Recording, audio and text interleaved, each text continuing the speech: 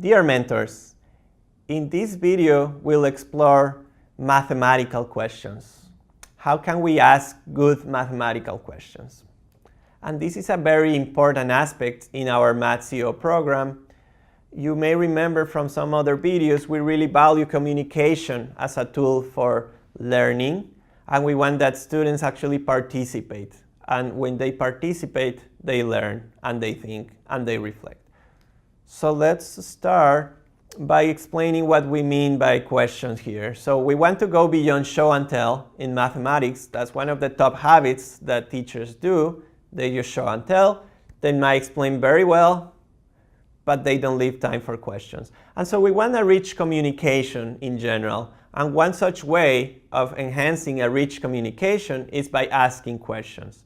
And what we want to do is develop some strategies that can help you do that. So whether you're explaining a topic or you're monitoring some work just by listening to your students, how they're thinking, how they're working, or whether you're having a conversation and actually just listening to your students, whether you have with the whole group or on a one-on-one, you want to ask questions. So at all points during your instructions, you should be asking questions. And these are two important questions that I could ask. What teaching methods can you think of that may be more effective than lecturing? So that's a good question that you may try to answer.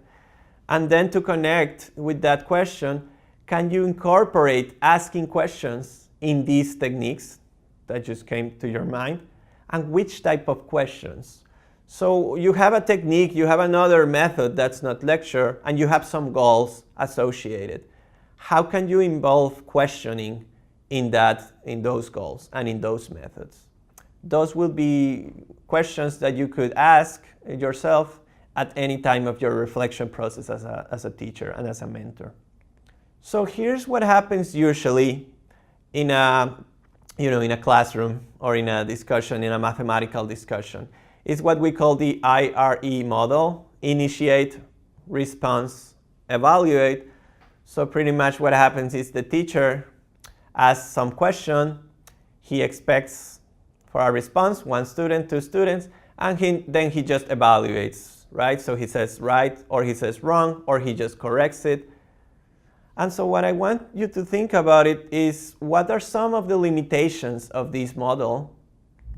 And can you think of a particular instance in which you would use it? And so you could answer these questions yourself, and you should. What I want to say is that the IRE model is severely limited. It has some roles when you want to recall facts and just surface or maybe not too deep learning, but it's actually very limited, and you want to avoid it as much as possible. Just use it in very few places. And why is it limited? Well, because of two things. First, the way it's structured, it only allows for questions that are not too deep, because you're going to just evaluate right away, so you don't want to engage in a conversation. And that's the second part. You're just killing the discussion. You're killing the inquiry by evaluating. So you finish the interaction. There's no other possibilities. So this model has a lot of limitations, and our goal is to go beyond this.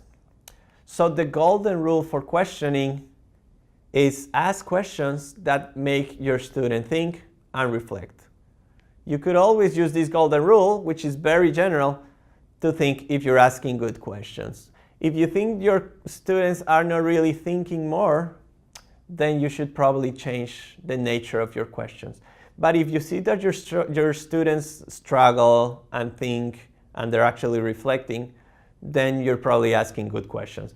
Of course, these questions should also align to your mathematical goals, because you could ask a question about something that makes students think a lot, but if it's not the mathematical goal of your lesson, then it might not be useful for what you want.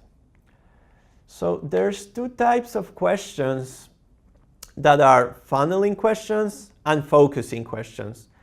And so this was developed before, and this is just some taxonomy of questioning. There's other taxonomies, other ways to classify questions, but this is rather useful.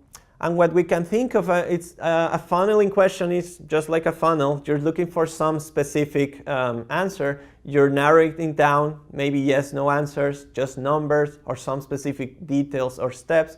But you actually are aiming to something that's pretty, pretty narrow. For example, how can I cancel this 7 in this equation? How do I cancel it? What operation do I need to do in both sides? And your students may respond.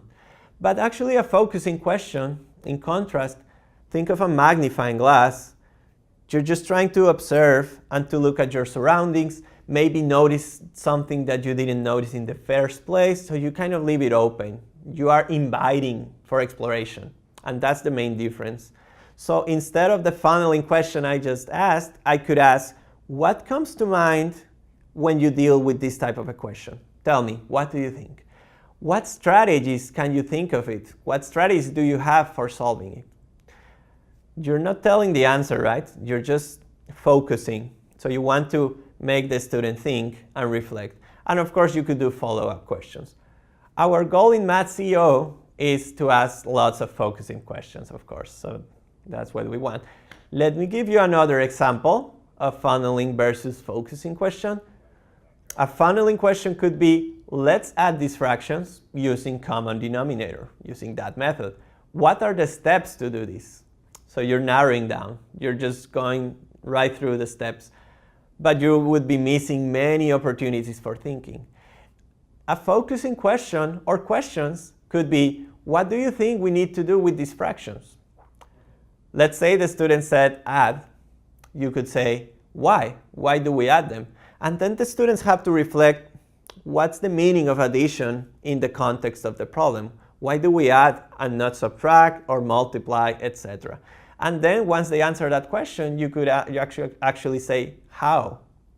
And instead of telling them to do common denominator, you just have this magnifying glass. It's like you're giving this magnifying glass to them, and you're just asking them where to look.